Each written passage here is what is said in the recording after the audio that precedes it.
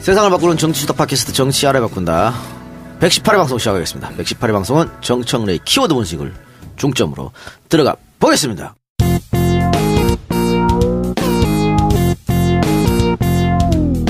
정청래 키워드 분석. 단독 드리블 시간. 네, 이명박. 예. 이분이요. 잘 아시는 분이지만 제가 소개해드리도록 하겠습니다. 1941년 12월 19일 일본에서 태어났네요. 네. 대한민국 17대 대통령. 네. 그리고 이분의 전과도 화려합니다. 선거법 위반. 그래서 벌금 700만 원 맞고. 선거법을 아웃됐었죠 네, 그때. 미국으로도 가고. 또 뭐 건설사 사장하면서 이러저러한 또 범죄 혐의도 있고 있습니다. 범죄 경력도 화려한 분인데요. 오늘 드디어 꼬리가 잡혔습니다. 예. 노컷 뉴스의 단독 보도로 예. LK 이뱅크에서 49억 원, 좀 49억 9,999만 5천 원. 50억을 보냈다. 예. LK에서. 그것도 외환은행 이명박 개인 통장으로 입금이 됐다. 그런데 이것이 BBK 수사를 할 때 알고도 덮었다. 검찰들이. 네, 이런 의혹이 일어서 이명박 전 대통령이 사면 초과에 몰렸고 이 앞서서 국정원의 블랙리스트로 이명박 수사 기정사실화 되는 거 아니냐. 예. 이렇게 드디어 기성 언론들에서 군부를 떼기 시작했습니다. 이거 CBS가 김경업 의원실을 통해서 확인했다 그러더라고요. 네네. 자료를. 그런데 이게 수사 보고 자료인데 은행 입출금 기록을 확보했기 때문에 이건 빼도 박도 못하는 거죠. 네. 그러니까 입금자 김경준, 수신자 이명박. 네. 이렇게 돼 있으니까 이건 뭐 빼도 박도 못하는 것이고. 팩트죠. 그렇죠. 그리고 사실은 이게 문제가 됐던 게 김경준이 이런 얘기를 했어요. 내가 50억을 이명박한테 보내줬다. 그리고 그래서 이제 그 주식을 산 대금이거든요, 이게. 그래서 이제 그 LK이뱅크가 주식을 사서 BBK가 내 거로 넘어왔다. 그리고 그거를 입증할 거를 계약서, 임명계약서를 내밀었습니다. 거기 보면 이명박 사인도 있고 다 있어. 근데 검찰이 이거 조작된 거다. 네, 그게 위조다. 그걸 덮은 거죠. 임명계약서가. 네, 그렇게 주장하면서 덮었죠. 그러니까 지금 주진우 기자가 이명박 추격을 하고 있지 않습니까? 예. 네. 책도 냈고. 네. 근데 이제 주진우의 주장에 따르면 이런 거죠. 도곡동 땅. 네. 그것이 실제로 다스로 흘러갔고. 예. 그리고 다스가 또 BBK로 예. 투자를 했고 뭐 이런 거죠. 그러면서 청와대에서 이명박 대통령 재임 시절에 50억을 또 돌려받는데 청와대가 움직였고 그리고 이 BBK 변호사였던 김재수 씨가 LA에서 총영사로 또 회의에도 참여했고 뭐 이런 각종 의혹들이 지금 본물처럼 쏟아져 나오고 있는데요. 자, 이명박 키워드 분석을 하려고 쭉 프로필을 봤더니 이분이 좀 뭐가 좀 본인의 과거가 부끄러웠던지 참 명예 박사가요. 하나, 둘, 셋, 넷, 다섯, 여섯, 일곱, 여덟, 아홉 개. 여기 나서는 것만 명예 박사가 9개. 이름이 명박이니까. 그래서 명박인가? 네. 보니까 이 명예 박사도요 아주 다양하게 봤습니다. 뭐 들어보지도 못한 대학이야. 아디스 아바바 대학교 환경학 명예 박사. 파리 제7대학교 예술 문학 철학 고전학 명예 박사. 조지 워싱턴 대학교 행정학 공공 서비스 분야 명예 박사. 우즈베키스탄 세계 경제 외교 대학교 경제학 명예 박사. 상트 페테르부르크 대학교 명예 박사. 목포대학교 경제학 명예 박사. 몽골대학교 경제학 명예 박사. 국립 유라시아 대학교 명예 박사. 성황대학교 경영학 명예 박사. 그만해요. 아니 짜증나. 왜 이렇게 명예 박사를 많이 받았냐고. 아디스아바바는 에티오피아 아닙니까? 그렇죠. 그렇죠. 그래서 이분의 그 어두운 과거 예. 이런 것을 좀 이렇게 뭐라 하죠? 그거 보고 포장 마사지 이런 거 하려고 이렇게 명예 박사학위를 많이 받은 것 같은데 제가 봤을 때는 이번에 꼬리를 잡혀도 단단히 잡혔죠. 아니 LK 이뱅크에서 50억을 이명박 개인 통장으로 넣었어. 예. 지금까지 자기는 실소유주가 아니다라고 주장한 거죠. 그래서 이거는 검찰에서 재수사를 할 수밖에 없을 것이다. 야. 그러니까 그 49억 9,999만 5천 원이 이명박이 갖고 있던 BBK 주식 61만 주인데 이걸 김준이 샀다는 거잖아요. 네. 근데 그게 100% 주식이니까 BBK 실소유주는 이명박이 되는 거지. 그렇죠. 네. 이명박 전 대통령이 BBK 실소유주였다는 점을 보여주는 증거죠. 아니, 자기 주식 팔아가지고 주식 대금을 자기 계좌로 받았던 거 아닙니까? 아, 빼박이네, 빼박. 그러니까요. 자, 그래서 이런 일들은 대체적으로 많은 국민들이 알고 있었는데 시간도 오래됐고 또 이명박의 위세가 워낙 대단했기 때문에 현직 대통령이기도 하고 그리고 김경준 씨는 또 징역을 살고 미국으로 가 있고 이런 상황에서 이명박 그 저수지 있는 돈을 찾고 다니는 주진우 기자가 지금도 계속 추격을 하고 있고 그 저수지 게임 그 영화도 나왔잖아요. 예. 다큐멘터리 영화. 5만을 돌파했답니다. 벌써? 네. 오. 대단한 거 아닙니까?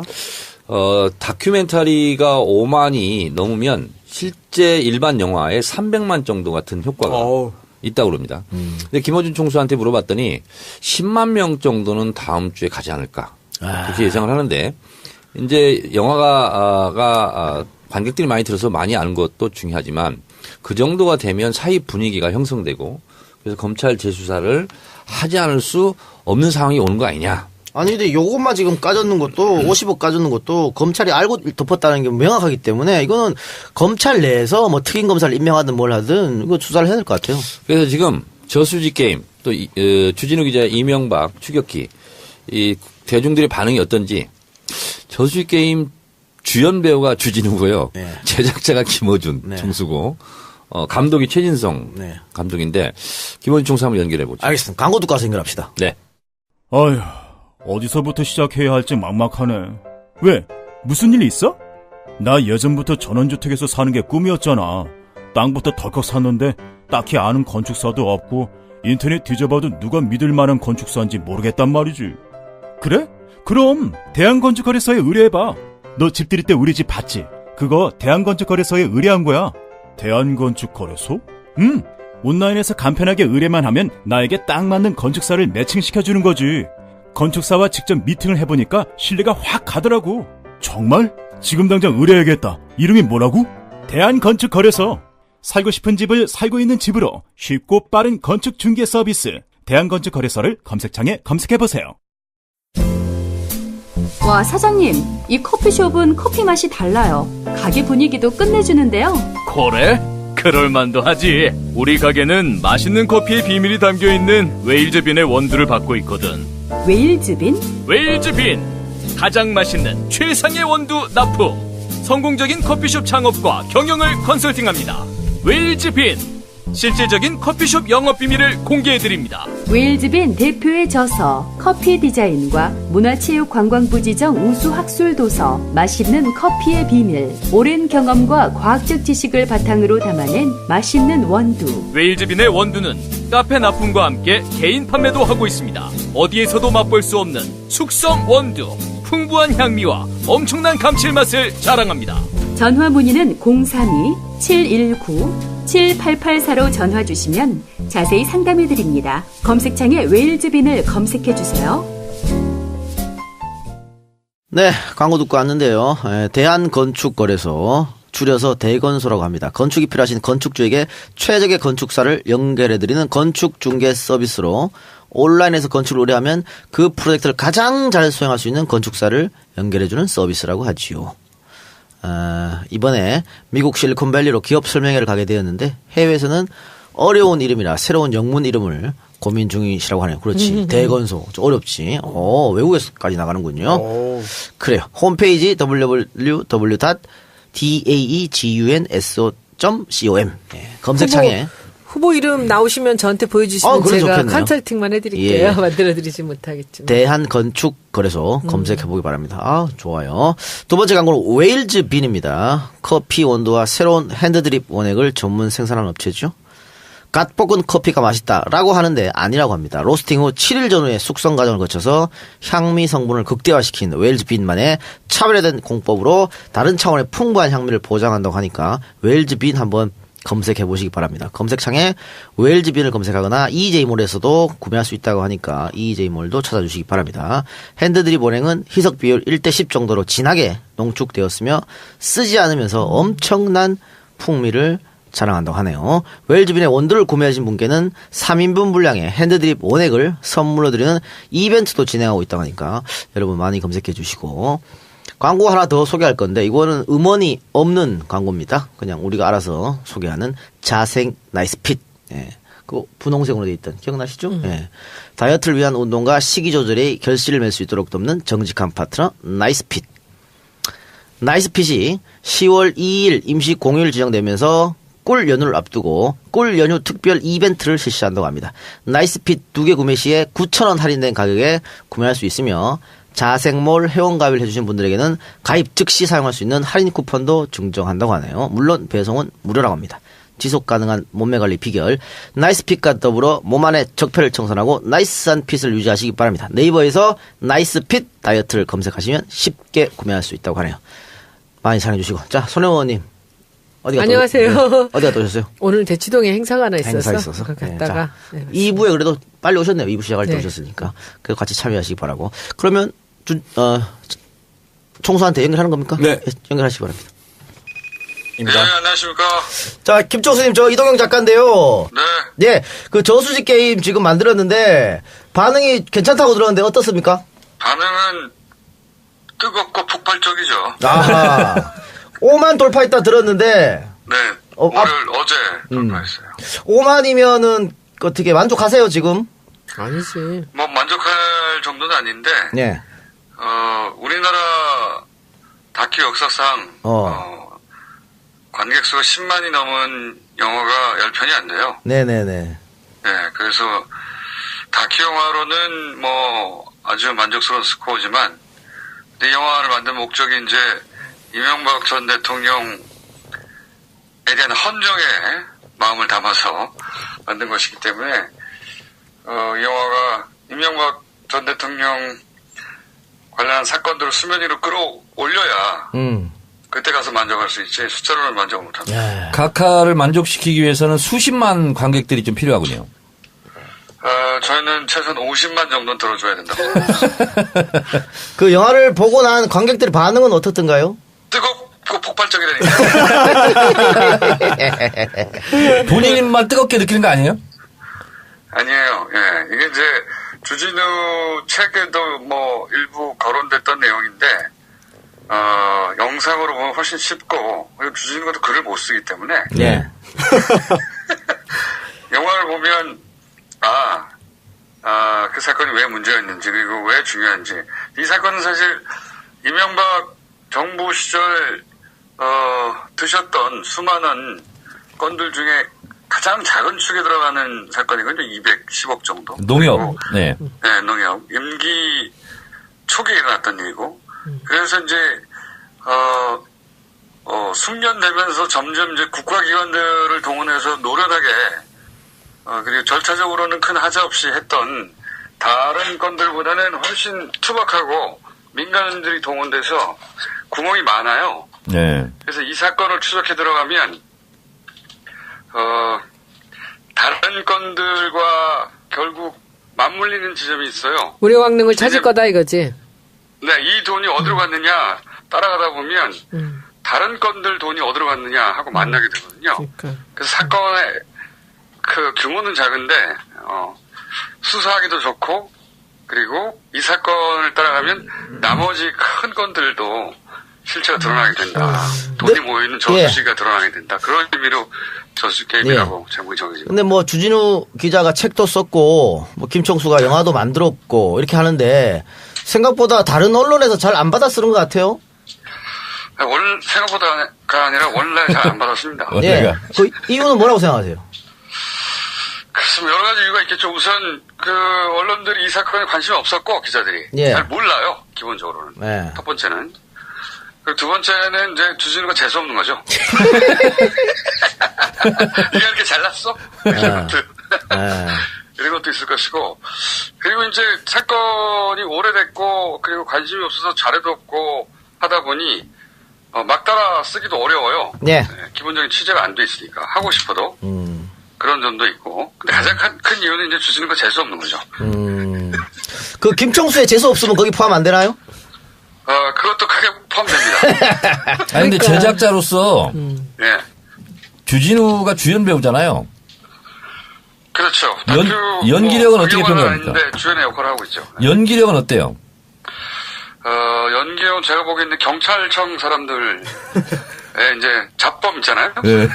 대역 배우의 잡범 수준에는 도달했다. 그렇게 평가합니다. 네. 그 상영관은 어떻게 많이 확보됐습니까? 한 200여 개의 관인데요. 예. 관의 수는 다큐로는 적지 않은데 예. 문제는 이제 한 3분의 1 이상이 아침 9시, 밤 12시, 낮 1시.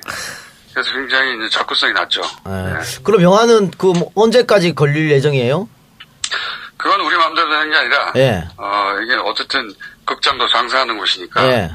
계속 관객이 들어야 극장 수가 유지되는데. 그럼 대충 이번 주말에 많이 가서 보셔야겠네? 그렇죠. 이번 주말까지가 가장 중요하다고. 그렇죠? 예. 이번 주말까지 한 10만 정도가 지금 추세는 돌파될 것 같은데. 예. 10만 정도 돌파되면 상업적으로도, 극장에서 무시할 수 없으니까. 네네. 오래오래 살아남겠죠. 김총수 저도 내일 예. 오늘 하려고 했더니 오늘 안 되더라고. 내일 그래서 대각선으로 저도 예매하기로 했습니다. 그러니까요. 제가 계속 주장하는 바인데, 네. 이렇게 바쁘신 분들이 직접 극장에 가기 어렵잖아요. 예를 들어, 제주도 9시, 아침 9시 이런 조주 어떻게 갑니까? 그렇지. 네, 표만 그런 사놓는 분들은 거지. 그냥 카드가 있잖아요. 카드만 보내세요. 저희는 수고스럽게 직접 아침에 가라고 얘기 안 합니다. 그렇지. 그렇지. 카드만, 우리에게는 카드가 있다, 인터넷과. 근데 정 의원님 그 대각선이라는 거는 뭐 한쪽 선만인가 이게 양쪽 선 다인가? 극장 있잖아. 위에서 아래로 대각선으로. 그러니까 대각선은 하나만 하면 균형이 안 맞지. 한 이렇게 줄 사는 X자로 거예요. 이렇게 뭐라 대각선. 바쁘시니까 직접 가긴 다 그러면 어렵고. 제가 대각선 한 줄을 하고 조선 시대 손혜원님이 또 한 줄 하면 이런데 그렇지, 대각선으로 하지. 예약해 주시면 X로. 그렇지. 내가 X 맞춰서 또 대각선 할게 그러면. 그 김총수는 이번에 또 새롭게 MB 시절에 그 블랙리스트 명단이 나왔어요. 네. 거기 김원준 총수 이름이 없던데 좀 아쉽겠습니다.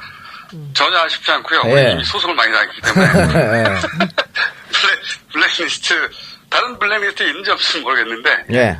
명단에 올리기보다는 직접 소송을 하는 걸 택하지 않았을까. 자, 그러면은 이 영화를 사람들이 많이 봐서 목표는 결국 뭡니까? MB를 다시 법정 앞에 세우는 겁니까? 결국은 이제 큰 차에 타고 예. 큰 차에 타시고 예. 이제 무료 급식을 받으시는 예. 복지 차원에서 예, 그런 노력, 목표, 바람 이루어주시길 바라고. 우리 저 정치알바 팬들한테 한마디 해주세요. 정치 알바가 뭡니까? 진짜. 뭐라도 아는 척 하세요. 그따위 프로그램 뭡니까? 그거? 아, 글쎄 말이야. 재수없다 진짜. 하여튼 뭐 웃긴다. 정치 알바가 잘 되는 건 제가 알 바 아니고요. 영화는 잘 됐습니다. 예. 하여튼 뭐 오늘 전화통화, 정 의원이랑 전혀 약속이 안 돼 있는 것 같은데 어쨌든 통화해주셔서 감사합니다. 전혀 약속이 안 돼 있고 불쑥 전화하신 거예요. 예, 그럴 줄 알았어요. 예. 고맙습니다. 예, 불쑥 전화했는데도 예, 잘 받아주셔서 고마워요. 네. 그럼 안 받으면 어떡해요? 알겠습니다. 다음에 언제 스튜디오 한번 나와주시고. 네. 자, 아니, 이렇게 짧게 할 거였어요? 네. 영화 홍보할 거 많은데. 아니 못다한 얘기 해봐요 그럼. 예. 아니, 그러니까 이제. 제가 할 얘기는 다른 것 같아요. 오늘부터 SNS로 적극적으로 이 저수게임 한번 홍보해 볼게요. X자는 계속 한번 해보고. 알았습니다. 아니, 저는 이제 의원님들은 X자 해주시고요. 네. 대각선으로 X 해주시고. 저는 이제 일반 관객들한테 그렇게 바라지 않아요. 가로 한 줄 정도. 가로 한 줄. 오케이. 한 줄.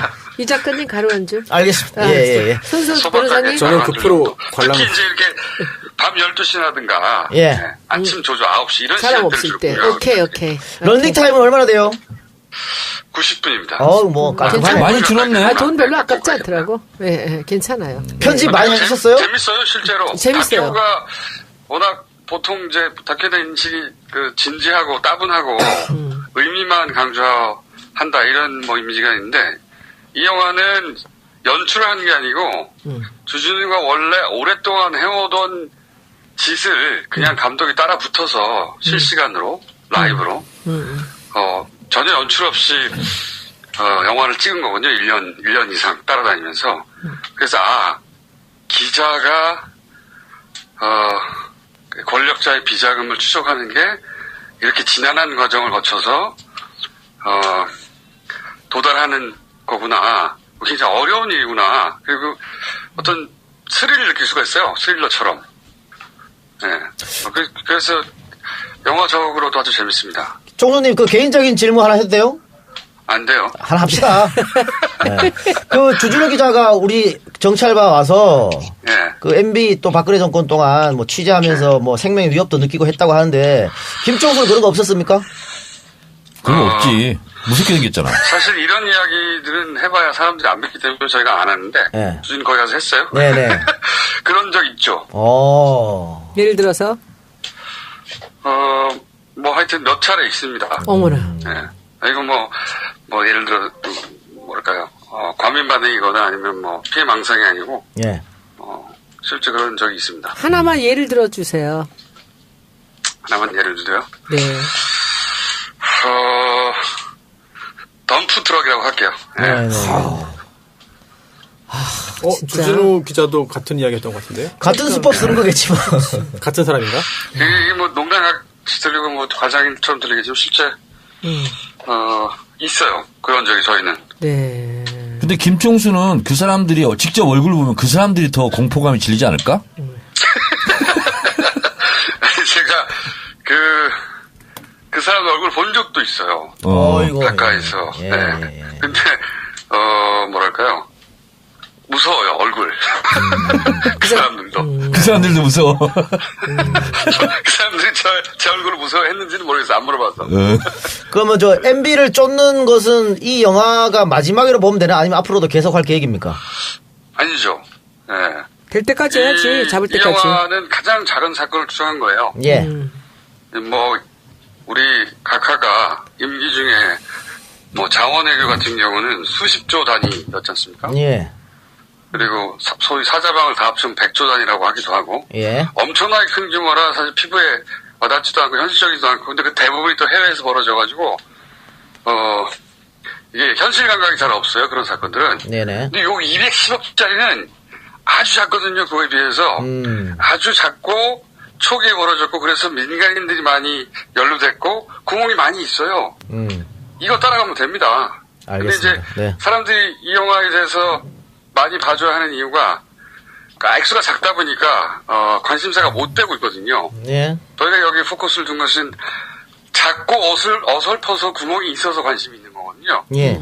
많이 봐주시면 이 사건을 통해 더 큰 건으로 연결될 수가 있어요. 알겠습니다. 그 김총수가 바쁠 것 같아서 제가 배려하는 차원에서 짧게 인터뷰를 하려고 그랬는데 굉장히 귀찮다 하면서 계속해서 얘기를 하고 있습니다. 아니 지금 이제 우리 장사와 연결된 거기 때문에. 그래요. 아무튼 총수 오늘 전화 고맙습니다. 네네, 열심히 하겠습니다. 네. 네, 더 해도 돼요. 그럼 내가 아까 물어볼게. 김총수요. 끌으려고 했는데, 예. 맨날 인터뷰만 하다가 인터뷰를 당하니까 어때? 좀 어색해. 물어보는 선생님. 인터뷰가 잘 안 되네요. 네. 약간 수줍어하는 느낌이 좀 드는데요? 원래 수줍어요. 아, 그런가요? 수줍어하는 걸 느낀다고요? 약간 좀 그래. 아. 원래. 제가 원래 수줍어요, 사람이. 네. 사람이 수줍어요. 그래요. 알겠어요. 이제 그만해요. 들어가세요. 오늘 고맙습니다. 예, 예. 자, 그럼 각자 꺼지기로 합시다. 예, 예, 예. 안녕하세요. 네, 김소장 통화했고, 뭐 생각보다 영화가 잘 된다고 하니 다행스럽네요. 두 분은 보셨어요? 아직 못 보셨어요? 봤어요. 보셨어요? 시사회 갔었는데요. 이제 210억이 이 이명박 비리 혐의로 보면 굉장히 작은 액수라고 김총수 얘기하잖아요. 근데 이게 검찰에서 관심을 가지면 금방 뭔가를 잡아낼 수 있는 그리고 거의 다 드러나 있는 상태예요. 그래서 쉬운 건부터 시작한 것 같아요. 그렇군요. 그래요. 자, 그러면 두 번째 키워드 분석. 핵 보유국. 북한이 6차 핵실험을 했습니다. 그리고 이제 전문가들은 한 차례 더 핵실험이 있을 수도 있다. 근데 한 6, 7차 이렇게 핵실험을 하는 것이 굉장히 자주 하는 겁니다. 그래서 다른 나라 핵보유국 같은 경우 그렇게 많이 한 게 많이 하지 않습니다. 왜냐하면 핵 능력을 인정받으면 더 이상 할 필요가 없거든요. 예. 그리고 내부적으로 기술만 익히면 이렇게 되는 건데 결국은 북한이 핵실험을 계속하고 하는 이유는 북한의 의도는 분명합니다. 예. 핵 보유 국가로 인정받고 그 상태에서 미국과 대등한 상태로 북미 수교를 통해서 평화협정을 하자. 그래서 체제 안전을 보장하자. 이제 이런 건데 우리가 보통 말할 때는 북한이 체제 안전 보장 얘기하는데 북한은 이런 얘기하면 펄쩍 뜁니다. 뭐냐면 우리가 미국의 체제를 보장해 줄게. 그러니까 너희들도 북한 우리를 적대시하지 마. 이런 겁니다. 그러니까 우리보다는 한 차원 더 한 걸음 더 나간 이런 상태로. 근데 속내는 그게 아니죠. 그렇죠. 예. 그래서 핵실험 이후에 북한 미나협에서 공식적으로 성명을 발표했는데 이번 핵실험을 통해서 또 ICBM 대륙간 탄도미사일을 위협함으로써 미국과의 총결산을 우리는 꾀하고 있다. 이렇게 얘기했고요. 남한에 대해서는 우리 성가시키 하지 마라. 남한 우리는 니네 상대하지 않는다. 예. 게임이 안 된다. 뭐 이런 투로 지금 북한이 상당히 좀 오만한 태도로 지금 이야기를 하고 있습니다. 근데 이제 우리로서는 북한이 핵보유국으로 인정받는 순간 체급이 달라집니다. 대한민국과 북한은. 그래서 우리로서는 정말 바라지 않는 상황인데 우리는 바라지 않는 상황입니다만 대부분의 전문가들이 네. 이미 다 갖고 있다고 봐야 되는 거 아니냐. 사실상 북한은 핵 보유국이다라고 얘기를 하고 있고 1년 전에 미국의 정보국장도 예.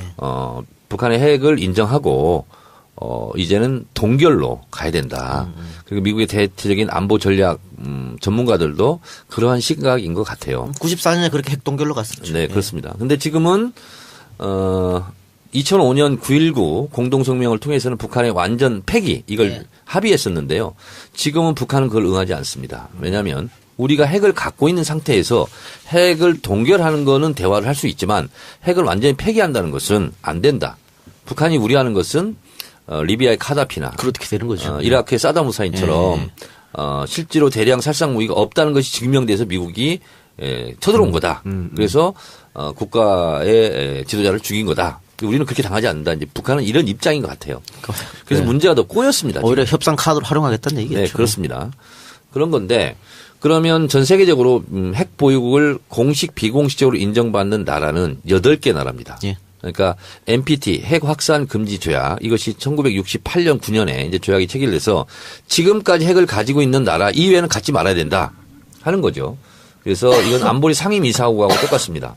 미국, 러시아, 영국, 프랑스, 중국 이게 이제 핵 개발 순서인데요. 이렇게 5개 국가가 국제법상 네. 핵 보유국으로 인정받고 있고 그리고 그것과 관계없이 미국이 그냥 인정해 준 나라가 있습니다. 예. 인도, 파키스탄, 이스라엘. 예. 이렇게 3개의 나라에서 8개국이 사실상 핵보유 국가의 지위를 갖고 있는데 핵이 있다가 폐기한 나라도 있습니다. 우크라이나. 예. 근데 소련 시절에 핵이 거기 가 있었대요. 근데 이제 폐기됐고 남아프리카 공화국도 핵이 있었답니다. 근데 이것도 폐기가 된 상태. 그러니까 지금 북한으로서는 9번째 핵보유 국가 지위를 얻고자 이렇게 끊임없이 지금 도발을 하고 있는 거죠. 그러니까 북한으로서는 그 파키스탄의 전례를 따르겠다. 네. 이런 생각인 것 같아요. 네, 그렇습니다. 그러니까 파키스탄 같은 경우는 아프가니스탄에 들어가야 되니까 파키스탄 인접 국가지 않습니까? 그러니까 파키스탄의 여러 가지 도움을 미국으로서는 받아야 됐기 때문에 아마 그런 것에 대한 후과로 예. 핵을 이제 묵인해 준 상태가 아닌가 그렇게 예상이 되는데 이 북한의 이제 핵실험과 관련해서 지금 자유한국당 홍준표 대표가 전술핵을 도입하자 그리고 온라인 서명 운동까지 벌이고 있어요. 그래요? 예.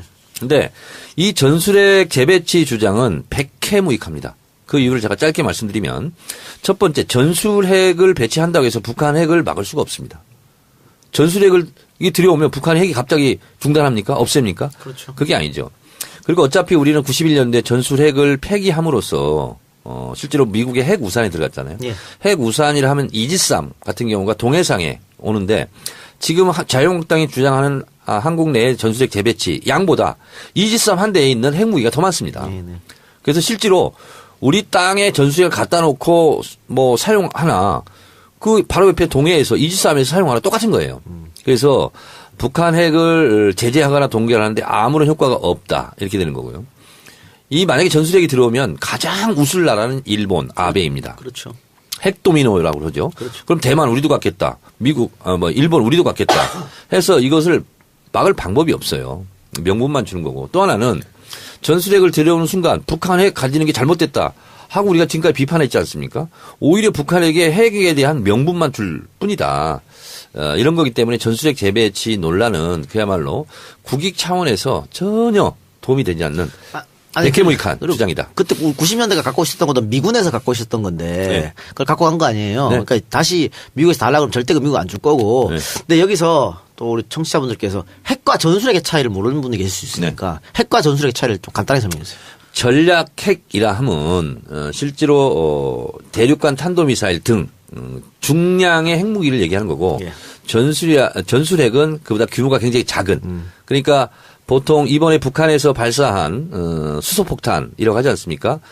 우리 기상청에서는 5.7의 강진이라고 그러고 미국에서는 6.1 그리고 일본에서는 6.3 이렇게 주장을 하는데 이 정도 되면 100킬로톤 이상 그러니까 100킬로톤이라는 것은 1킬로톤이 TNT 1000킬로톤이거든요.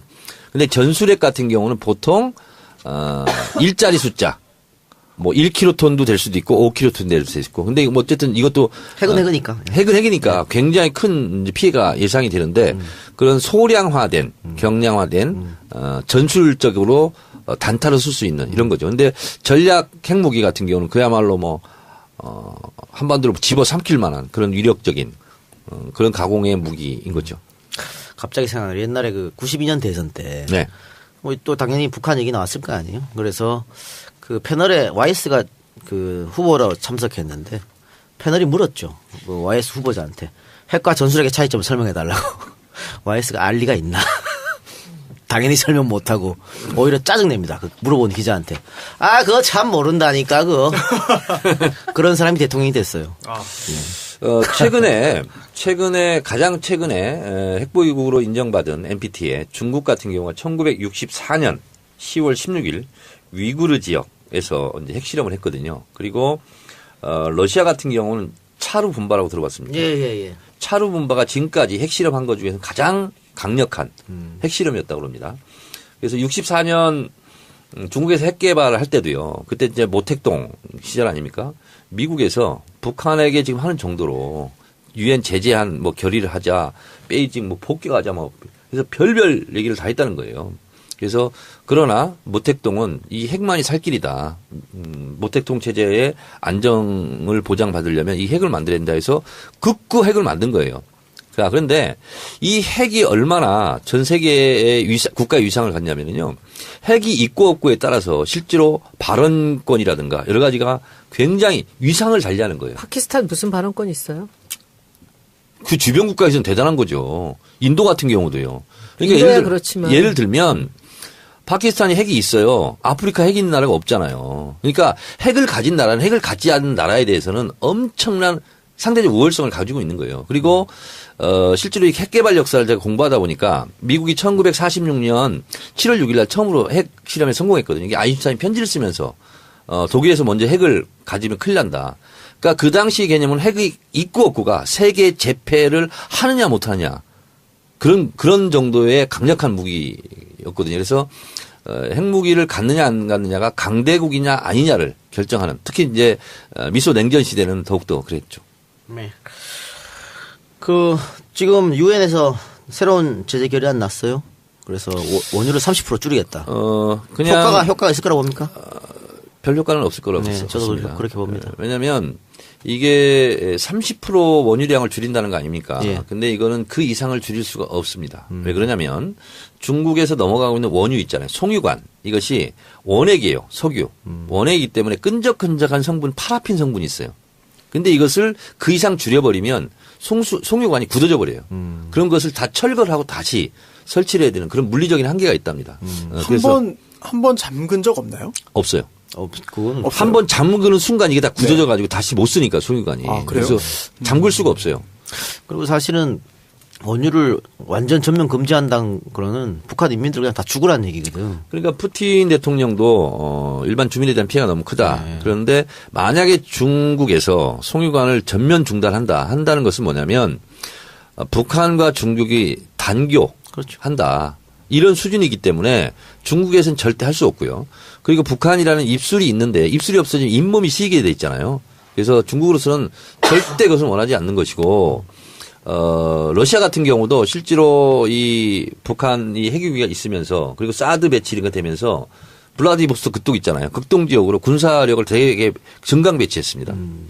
그래서 중국과 러시아에서는 지금이 가장 높은 수준의 제재에 동참하는 것이다. 그 이상은 어렵다. 네, 또 사실 100% 원유 중단하면 북한 정말 대량 난민 사태가 국경지대에서 일어날 수도 있어요. 근데 지금 1년치는 이미 비축해놓고 있어서 그다 뭐 위에 사람들이 써먹겠지 뭐 그게 일반 주민들한테까지 이어지겠습니까? 그런데 손수 변호사가 그 말씀 하시니까 YS가 한때 이렇게 얘기했습니다. 남북 철도를 연결하자. 그러니까 그 철도 타고 인민군 내려면 어떡하냐. 이게 굉장히 좀 무식하신 말씀이셨어요. 자, 근데 북한을 갑자기 붕괴시키자. 말은 시원할 수 있어요. 북한이 우리는 갑자기 붕괴되는 것을 대한민국의 국상 막아야 되는 거예요. 왜 그러냐면 난민 문제가 발생하잖아요. 예. 그럼 결국 북한 정권이 갑자기 붕괴하고 갑자기 폭망해버리면 결국 그 사람들이 어디로 오냐. 한강에 옵니다.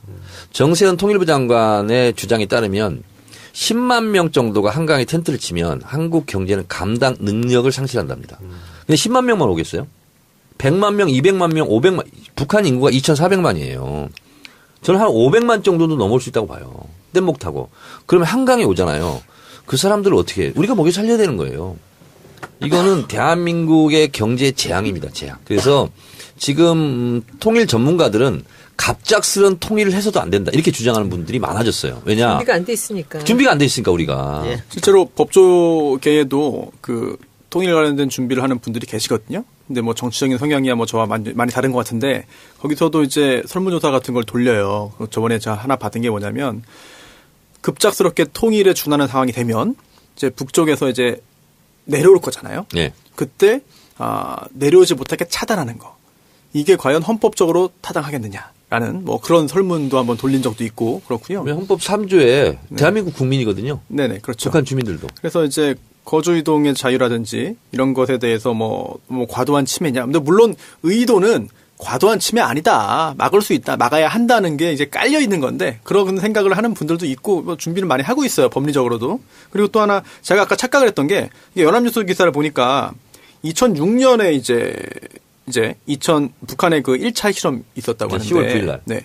그때 실제로 중국이 그 송유관을 통한 그런 그 북한 원유 공급을 줄였다고 합니다. 줄였어요? 예, 그거를 아예 끄는 건 아니고 중단은 아니고 줄였다고 하는데 또 줄이자마자 또 바로 또 북한에서는 또 상당히 또 중국에게 또 여러 가지 그런 사정했다라는 이야기가 나올 정도로 정말 북한의 그런 명줄이긴 한 것 같아요. 석유 없으면 뭐 아무것도 할 수 없이 그건 북한에서 가장 두려워하는 게 사실은 원유 중단입니다. 근데 이제 제가 1급 비밀이기 때문에 다 말씀드릴 수는 없는데 그렇게 할 수가 없다 이런 거고 또 하나는 러시아 같은 경우도 지금 이제 원유 이제 수입 국가로 이제 뚫었고 중동에 송유관이 있습니까 러시아도? 러시아는 그건 아닌 것 같아요. 유조선으로 가나요? 네. 근데 중동에서 이제 원유 수입을 하고 있어. 예. 원유 수입 국가를 다각화했어요 북한이. 그래서 나름대로 대비를 다 하고 있는 겁니다. 근데 뭐 중동권은 이번에 유엔에서 제재하면 끊어질 것 같은데 중국하고 러시아는 못 끊어지니까 이번에 제재할 때 중국하고 러시아하고 굉장히 협상을 오래 했다더라고요. 그러니까 이번에 어쩔 수 없이 유엔 안보리 상임이사국 5개 국가 중에서 한 국가라도 비토권을 행사하면 이게 통과 안 되잖아요. 네. 그래서 어쩔 수 없이 제재 수위를 굉장히 낮췄는데 예를 들면 이런 것이 가장 센 거예요. 원유 중단, 섬유 석탄 중단. 더 센 게 뭔지 아세요? PSI. 그러니까 북한 선박이 진행할 때 유엔 점검하는 거네요. 그렇죠. 무기를 들고 가서 북한 배를 수색하는 거예요. 그건 군사 충돌로 바로 이어지거든요. 근데 그런 부분은 이번에 빠져 있어요. 그런 부분을 지적하는 사람도 많더라고요. 예. 그 실효성이 있겠느냐 네. 뭐 이런 얘기가 있던데. 그래 하여튼 그러면 오늘 여기까지입니까? 네. 예. 그러면 연관돼서 손영호님 사드 문제 때문에 상주 방문했어요? 그 옛날에 갔었잖아요. 그거 옛날에 갔던 그게 거. 지금 요새 어저께 저기 국회 대정부 질의에 2번이나 영상으로 나왔어요. 왜요? 아유, 난 정말 그 치졸한 인간들이. 자유한국당? 그것도 김무성하고요. 그 김성 누구야? 김성태? 이분 두 분이 그걸 영상을 국회에다 틀었어요. 춤추는 거? 춤추는 거를.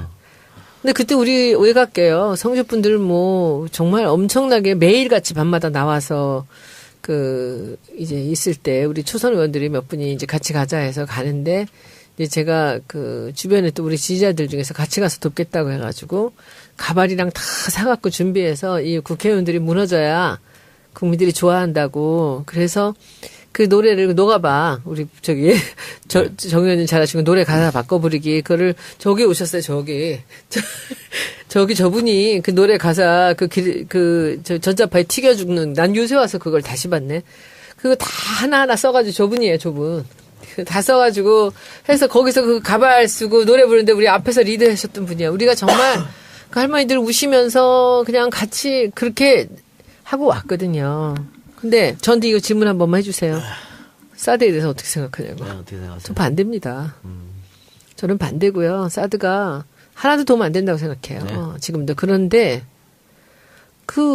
박근혜 전 대통령이 뭔가 뒤에다 숨기고 사드를 하나 사람들하고 소통도 없이 들여오려고 했을 때 하고 지금 문재인 대통령이 어쩔 수 없지만 뭐라고 말할 수도 없이 할 수 없이 그렇게 할 수밖에 없는 상황을 우리가 이해할 수 있잖아요. 지금은 좀 참아줘야지 가만히 무슨 일이 있을지. 그 대정부 질문에서 왜 틀은 거예요 그거를? 조롱하려고? 조롱하려고. 아이고.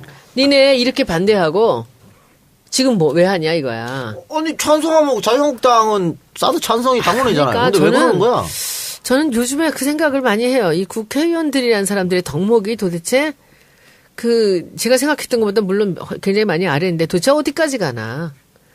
무슨 이 사람들이 인간적으로나 인문학적으로나 도대체 이 사람들 머릿속엔 뭐가 들어있을까? 그 생각이 너무 많이 들어요. 오늘 또 여러 가지 일들이 일어났는데 그 사드를 그러면 저한테 좀 물어봤으면 좋겠어요 누가. 난 대답을 일부러 나가서 제가 할 수는 없잖아요. 왜냐하면 저는 지금도 사드가 그렇게 크게 도움이 안 된다고 생각하고 사드를 성주에 놓는 건 반대입니다. 그러나 지금 문재인 대통령이 지금 사드를 설치하는 것은 우리가 선택의 여지가 없는 거예요, 지금은.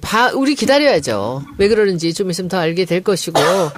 그래서 저는 여기에 대해서는 굳이 제가 이러고 저러고 얘기 안 합니다. 그 박기영 후보에 대해서는 여러 대세가 가니까 제가 도움이 좀 됐으면 좋겠다 하고 했지만 지금 또 이렇게 인사 문제 있는 사람들 많이 생기지만 그거 제가 어떻게 이러다 다큐멘이고 이런 사람 어떻게 하겠습니까? 알아서 하셔야죠 그거는 그죠? 사드도 똑같습니다. 그게 저 개인적으로 물어보면 저는 반대입니다. 그러나 이게 정부 차원에서 지금 뭔가 어떤 생각이 있고 그리고 우리 국민들한테 소소하게 설명을 못할 만한 여러 가지 이미 또 저질러진 일들도 있을 거고 또 다 얘기할 수 없는 부분이 있을 텐데 이렇게라도 해야 된다라는 여러 가지 이제 당위성을 갖고 있겠죠. 예. 그래서 저는 가만히 참고 있습니다. 그래서 어제 그걸 보고요. 특히 2번이 틀어졌어요. 그 대정부 질의에서 2번이 그 영상이 틀어졌는데 나는 그 영상 부끄럽지 않아요. 진짜로. 손 의원이 자유한국당이 피켓 시위할 때 가서 사진 찍은 미워 죽겠지. 그거 복수네. 미워 죽겠지. 계속 틀으라고 그래. 나도 계속 찍을 테니까. 그 사람들이 그거 사진 찍을 때, 손 의원이 찍을 때 성주 가서 춤이나 춰! 이랬었거든. 그랬었어. 그렇죠. 그냥 복수하려고 그랬다. 내가 진짜 사실 좀 염해서 같이 춥시다라고 내가 하고 싶었어, 진짜. 하여튼 총선이 빨리 왔으면 좋겠습니다. 빨리 와가지고 자유한국당 또 확 쓸어버리게. 3년 뒤에 강남으로 가나요? 나는 사실은 그때 저는 국회는 안 나올 건데 제가 우리 당에서 원한다면 제가 한번 쓸어버리는 거 한번 해보고 싶어요. 그래. 진짜. 저희 동네 한번 나오시면. 아니, 나가는 거 말고 쓸어버리는 거 해줄게, 내가. 나가는 거 말고, 나가는 거 말고. 서초. 이혜원 나가는 거 말고, 네, 나가는 거 말고 쓸어버리는 거. 그래서 내 요새 국회의원들한테 옆에서 계속 제가 옆에서 그래요. 열심히 하시면 제가 다음번 총선에서 유세차 같이 타드릴게요. 이러면서. 알겠습니다. 자, 그러면 광고 듣고 와서 우리 얘기 계속하겠습니다. 보름달처럼 풍성한 한가위, 명절 선물로 마음을 표현할 수 있는 절호의 기회입니다. 양가 부모님, 여친 아버지, 예비 장모님, 그리고 거래처 사장님까지 소중한 분들께 점수 딸 수 있는 절호의 기회. 받으시는 분이 진짜 좋아하시는 명절 선물, 자연우리 가평잣. 미소가 절로 나는 고소한 맛과 그 속에서 우러나는 진한 향까지 드셔보신 분들께서 적극 추천해주시는 자연우리 가평잣. 입소문과 댓글 그리고 누적 판매로 증명되는 그 가치를 소중한 분들께 선물하세요. 자연우리 가평잣. 가평에서 대를 잇는 아버지와 아들이 만듭니다. 네이버에 자연우리 가평잣을 검색해보세요. 자연우리 가평잣. 기업이나 단체 선물 상담 가능합니다. 디자인 디벨로퍼 우키홍. 우키홍은 여러분이 모든 열정을 담아 개발한 제품에 아름다운 디자인으로 생명력을 불어넣는 일을 하고 있습니다. 우키홍은 20년 동안 제품 디자인 분야에서 많은 프로젝트를 수행해오면서 제조와 판매 및 홍보 등 여러 영역에서 경험한 다양한 노하우와 이해, 국내외 100여 건의 크고 작은 디자인 컴페티션의 수상으로 검증된 능력으로 당신의 소중한 제품을 함께 완성해 나갑니다. 시장에서 실패하지 않는 제품을 원하신다면 디자인 디벨로퍼인 우키홍에게 의뢰하세요. 여러분의 상황에 맞는 합리적인 비용으로 최선을 다해 노력하겠습니다. 이메일은 m.ukihong@gmail.com. 홈페이지는 www.ukihong.com입니다. 디자인 디벨로퍼 우키홍. 네, 자연우리 가평잣 광고, 또 우키용 광고 듣고 왔는데요. 자연우리 가평잣. 가평잣 저 좀 주세요. 제가 한번 할게요. 오랜만에 저희한테 광고를 의뢰했습니다. 저번에도 한번 했었죠. 잣. 이번 광고는 자연우리 가평잣입니다. 정찰바 애청자 여러분들께서 칭찬을 많이 해주시는 추석 선물입니다. 가성비 최고 좋은 고급스러운 명절 선물 1등급 잣만 선별하고 직접 정성스럽게 포장한 선물 세트를 준비하였습니다. 어르신들이 정말 좋아하신다고 하네요. 네이버에 자연우리 가평잣을 검색해 보십시오. 제가 고향이 가평입니다. 아, 그러세요? 제가 명동에서 태어났지만 그건 우리 어머니고 우리 아버지 가평 저는 평생 한 번밖에 안 가봤지만 우리 아버지가 가평 사람입니다. 경기도 가평군 설악면 방일리. 가평잣 정말 맛있어요. 원래 유명한 너무 유명하죠. 우리는 어렸을 때 가평에서 그 시골 사람들이 잣을 이렇게 그 송이채로 그렇게 갖고 왔었어요. 그래서 그걸 까서 먹느라고 굉장히 고생했었는데 가평잣을 정말 가평 우리나라 잣만 갖고 가평잣을 판다면 이거 굉장히 비싸거든요. 예. 네. 하여튼 이 가평잣은 보통 우리 다른 잣 중국잣 같은 거 넣는 것보다 그냥 5분의 1만 넣어도 그 향이 다 그냥 살아있습니다. 너무 맛있어요. 예. 그리고 평소에도 한 10개 정도씩 이렇게 드세요. 좋은 지방이 이렇게 이제 공급이 될 겁니다. 예, 차에 넣어서 드셔도 되고 네이버에서 자연우리 가평잣을 한번 검색해 보시기 바랍니다. 그리고 다음 광고는 우키용 광고입니다. 디자인 디벨로퍼 우키용. 우키용은 업체에서 최선을 다해 개발한 제품이 대중들을 만날 때 더 돋보일 수 있도록 제품을 디자인하는 곳입니다. 20년 동안 다양한 제품 디자인 분야에서 많은 프로젝트를 수행해왔고요. 제조와 판매 및 홍보 등에 직접 경험한 다양한 노하우를 가지고 있다고 합니다. 제조업체의 상황과 각각의 프로젝트 규모에 맞는 비용으로 디자인을 제공한다고 하니까 개발한 제품이 있으신 분들은 한번 일단은 전화 연락해 보시기 바랍니다. 새로운 제품을 준비하고 있거나 디자인 변경을 고민 중인 분들도 많은 관심 부탁드립니다. 연락처 010-8901-9893 8901-9893이고요. 홈페이지 주소는 www.wookieehong.com입니다. 우키용 홈페이지 아직 검색하니까 안 나오더라고요. 홈페이지 직접 가거나 혹은 전화로 연락을 해보시기 바랍니다. 자, 우리 방송 다시 돌아와서 요즘에 그 강서구의 특수학교 설립이 아주 큰 논란이 되고 있습니다. 특히 강서구 해당 지역 국회의원인 김성태 의원의 아주 이상한 행보와 행동으로 국회의원이 목당구려서 뭐 욕을 얻어먹고 있는 상황인 것 같기도 한데 만약에 두 분 의원님들 내 지역구에 이런 거 들어온다면 김성태처럼 이렇게 하시겠습니까? 솔직하게 말해주시기 바랍니다. 그쪽 장애인 어머니 주장을 보니까 김성태 의원이 학교 부지를 마련해 주긴 했대요. 근데 공원 부지로 했다는 거죠. 공원 부지는 할 수가 없죠. 그러니까 좀 우롱한 게 아니냐 이렇게 또 분노하는 것 같아요. 그러니까 여기는 또 김성태 의원 같은 경우에는 이거 장애학교는 혐오 시설이니까 들어오면 집값 떨어진다. 뭐 이런 논리에 항의하는 사람들 쪽으로 손을 들어준 것 같아가지고 혹시 뭐 마포에 이런 거 들어온다 그러는데 마포에는요 대한민국에서 가장 우수한 장애인 학교가 있습니다. 벌써 있습니까? 마포 우진학교라고 있는데 제가 다른데 아무데도 못 가도 여기 졸업식은 반드시 갑니다. 근데 졸업식 가면은 1시간 내내 울다 와요. 얘네들이 휠체어 앉은 채로 정말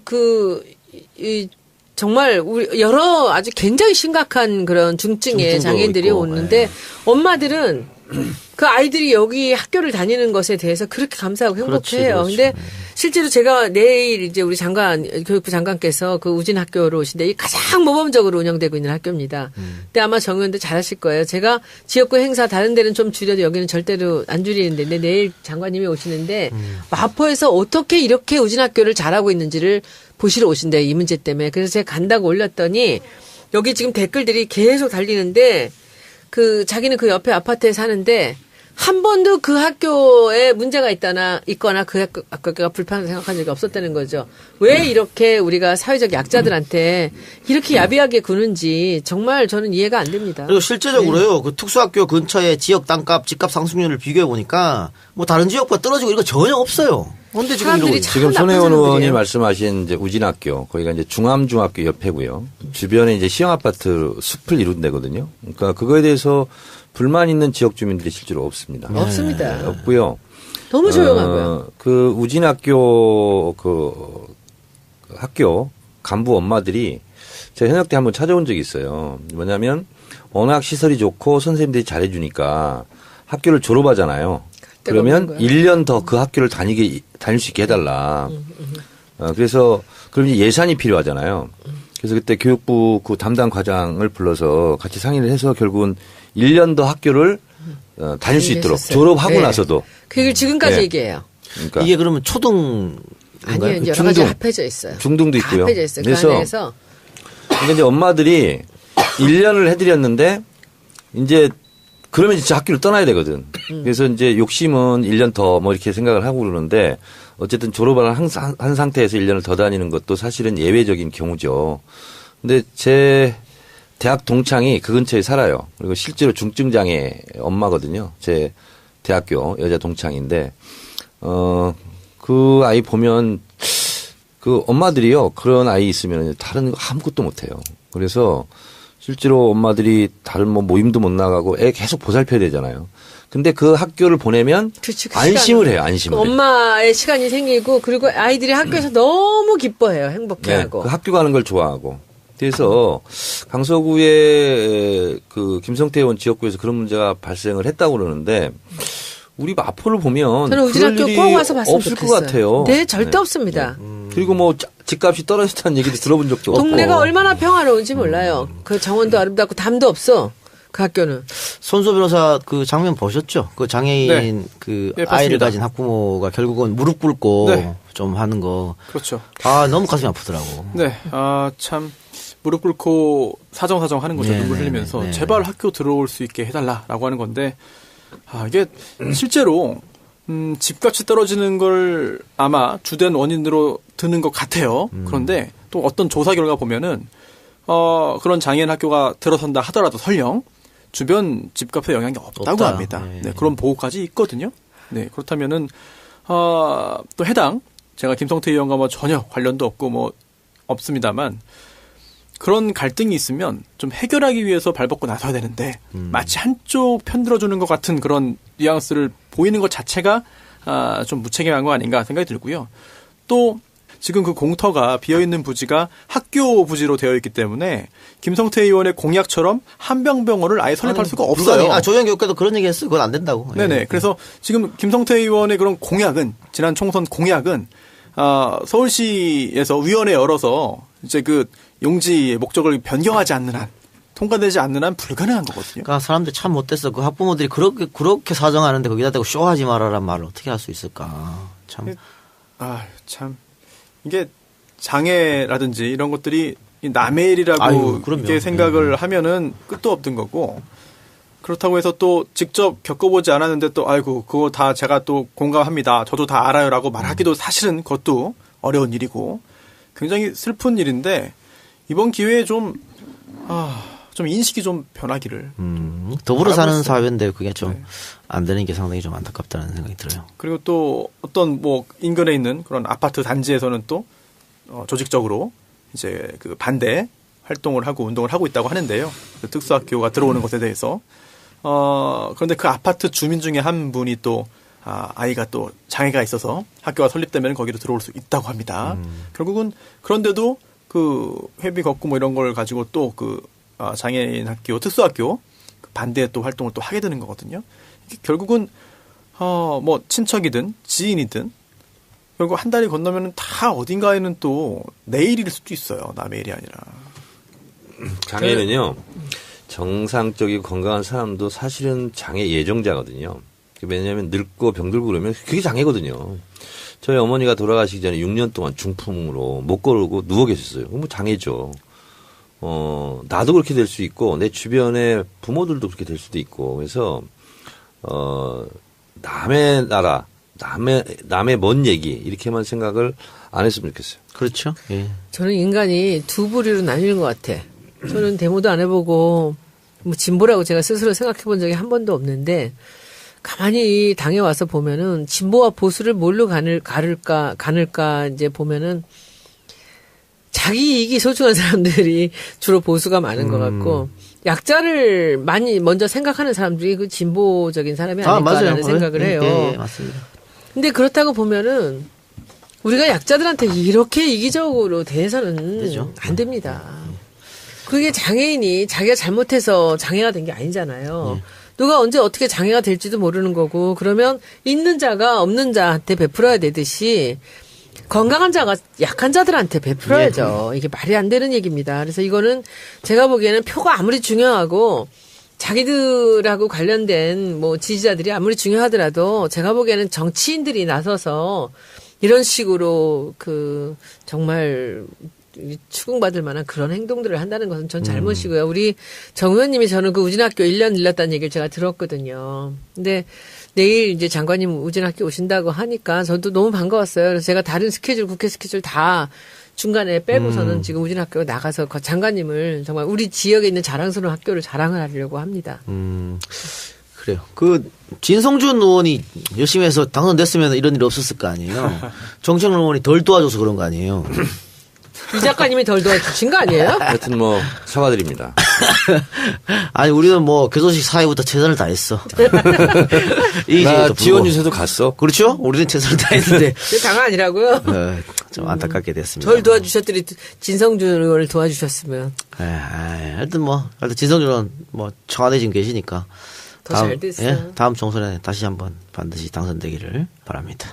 제가 페이스북에 이렇게 올렸어요. 장관님 그 내일 특수학교 신설 지원 나선 그 김상권 이제 그 특수학교 장애학교 부모님들 청취하려고 우진학교를 갑니다라는 걸 하는 걸 보고 제가 제 지역구의 가장 자랑스러운 학교입니다. 장관님 우리 지역구 우진학교 와주시니 감사합니다라고 제가 페이스북에 올렸어요.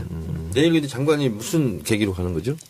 이런 학교들의 가장 우수 사례를 한번 보고 이제 의견들을 청취하려고. 그럼 뭐 교육부 장관도 이번 사태에.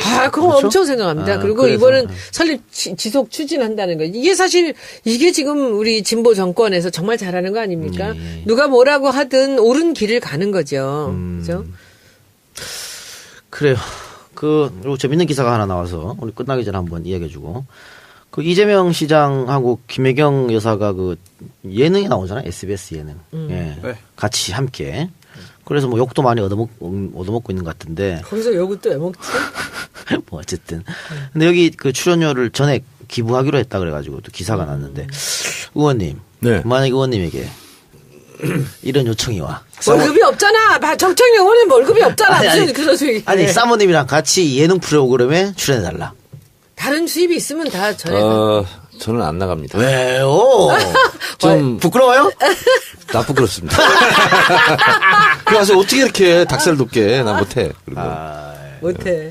전 못해요. 여기 나오면 서울시장에 당선될 수 있다. 안 돼, 못해. 못해.